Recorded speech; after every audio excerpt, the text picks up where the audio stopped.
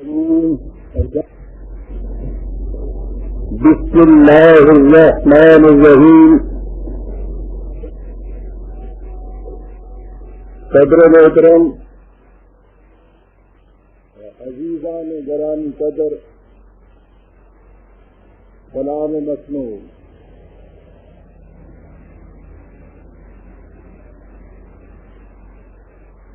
اس کلام میں حدیث حضور نبی اکرم صلی اللہ علیہ وسلم کے اقوال اور اعمال کو کہتے ہیں. حتیٰ کہ اگر حضور کے سامنے کوئی بات ہوئی اور اس سے آپ نے منع نہیں فرمایا، نہ اس کی تردید کی، تو وہ بھی حدیث کے زمرے میں شامل ہو جاتی ہے. اسے اصطلاح میں تقریر کہتے ہیں. حضور صلی اللہ علیہ وسلم نے قرآن کریم کو تو مرتب اور مدون شکل میں امت کو دیا، لیکن اپنی احادیث کا کوئی مجموعہ مرتب فرما کر نہیں دیا تھا.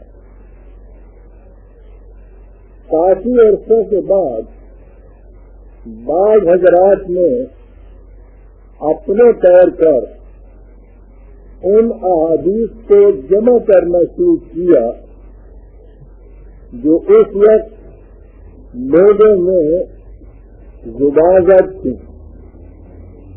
احادیث کے اس قسم کے بہت سے مجموعے ہیں، لیکن ان میں سے 6 مجموعے ایسے ہیں جنہیں سنی حضرات صحیح مانتے ہیں. یہ حضرات کے اس قسم کے اپنے مجموعے ہیں. سنیوں کے ان مجموعے میں امام بخاری اور مسلم کے مجموعے صحیح ترین تسلیم کیے جاتے ہیں، اور بخاری کو اسد الکتب بعد کتاب اللہ کہا جاتا ہے. ان جامعین احادیث کا مختصر تعارف اسدجان.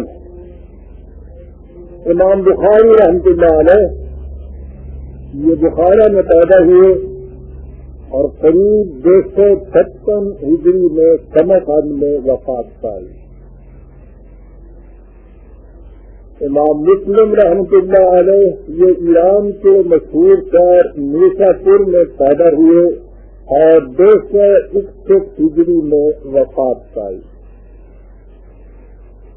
امام ابو موسیٰ ترمذی رحمۃ اللہ علیہ یہ ایران کے شہر ترمذ میں پیدا ہوئے، سال وفات 279. امام ابو داؤد رحمۃ اللہ علیہ یہ سیستان ایران کے رہنے والے تھے، 275 ہجری میں وفات پائی. ابن ماجہ رحمۃ اللہ علیہ یہ شمالی ایران کے شہر قزوین کے رہنے والے تھے، سن رحلت 273 ہجری ہے. اور امام نسائی علیہ الرحمہ یہ مشرقی ایران کے صوبہ خراسان کے ایک گاؤں نسا میں پیدا ہوئے. ان کا سن وفات 303 ہجری ہے. جیسا کہ آپ حضرات نے دیکھ لیا ہوگا، یہ تمام حضرات ایران کے رہنے والے تھے اور انہوں نے اپنے مجموعے کو لوگوں کی زبانی روایت سے 3 صدی ہجری میں مرتب فرمایا. ان مجموعوں کے اتنا عرصہ بعد اور اس طرح مرتب کیے جانے کا نتیجہ ہے کہ اور تو اور خود سنی حضرات بھی ان مجموعوں کی تمام احادیث کو صحیح تسلیم نہیں کرتے. کوئی ایک حدیث کو صحیح قرار دیتا ہے تو دوسرا اس سے انکار کرتا ہے. چنانچہ امت میں اس وقت جس قدر اختلافات پائے جاتے ہیں ان کی بنیادی وجہ دیکھ کر یہی ہے. ان اختلافات کی نوعیت اور شدت کیا ہے، اس کے لیے ہم ان باتوں کا ذکر نہیں کرنا چاہتے جو ہزار برس سے امت میں متواتر چلی آ رہی ہیں. میں اس سلسلے میں خود اپنے زمانے کے دو مکاتب فکر کا ذکر کر دینا کافی سمجھتا ہوں جو حدیث کے بہت بڑے حامی ہیں. مولانا محمد اسماعیل صاحب صدر جمعیت اہل حدیث اپنے رسالہ جماعت اسلامی کا نظریہ حدیث میں تحریر فرماتے ہیں. ان کے الفاظ یہ ہیں کہ تحقیق و تصدیق کے بعد حدیث کا ٹھیک وہی مقام ہے جو قرآن عزیز کا ہے، اور پھر حقیقت اس کے انکار کا ایمان اور دیانت پر بالکل وہی اثر ہے جو قرآن عزیز کے انکار کا ہے. جو احادیث قواعد صحیحہ اور ائمہ سنت کی تصریحات کے مطابق صحیح ثابت ہوں ان کا انکار کفر ہوگا اور ملت سے خروج کے مترادف. آگے چل کر وہ رقم تراز ہیں کہ بخاری اور مسلم کی احادیث پر امت متفق ہے. ان احادیث کی صحت قطعی ہے. اس سے ظاہر ہے کہ اہل حدیث حضرات کے عقیدہ کے مطابق بخاری اور مسلم کی کسی حدیث کے انکار کفر ہے اور ایسا کرنے والا دائرہ اسلام سے خارج ہو جاتا ہے. اس کے برعکس سید عبد اللہ مودودی صاحب کا ارشاد ہے. ان کے الفاظ یہ ہیں کہ یہ دعویٰ کرنا صحیح نہیں کہ بخاری میں جتنی احادیث درج ہیں ان کے مضامین کو جوں کا توں بلا تنقید قبول کر لینا چاہیے. اس کی وجہ وہ یہ بیان فرماتے ہیں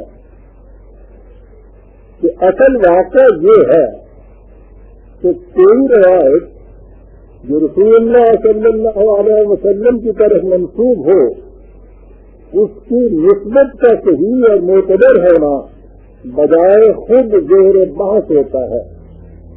آپ یعنی شریف مخالف آپ کے نزدیک ہر اس روایت کے حدیث رسول مان لینا ضروری ہے جسے محدثین سند کے اعتبار سے صحیح قرار دیں، لیکن ہمارے نزدیک یہ ضروری نہیں. ہم سند کی حجت کو حدیث کے صحیح ہونے کی لازمی دلیل نہیں مانتے. یہ مودودی صاحب کا ارشاد تھا. یعنی مولانا محمد اسماعیل صاحب کے نزدیک بخاری یا مسلم کے مجموعے کی کسی ایک حدیث کے انکار بھی کفر ہے. مودودی صاحب فرماتے ہیں کہ ہمارے نزدیک یہ سندی نہیں ہے. ان میں سے جسے ہم صحیح سمجھیں گے اسے ہی صحیح تسلیم کریں گے، دوسری احادیث کو صحیح تسلیم کریں گے ہی نہیں. خود حنفی حضرات بخاری اور مسلم کی قریب 200 احادیث کو صحیح تسلیم نہیں کرتے. جیسا کہ میں نے ابھی کہا ہے، اہل حدیث حضرات ان مجموعوں کی کسی ایک حدیث کے انکار کو بھی کفر قرار دیتے ہیں اور ایسا سمجھنے والے کو دائرہ اسلام سے خارج سمجھتے ہیں.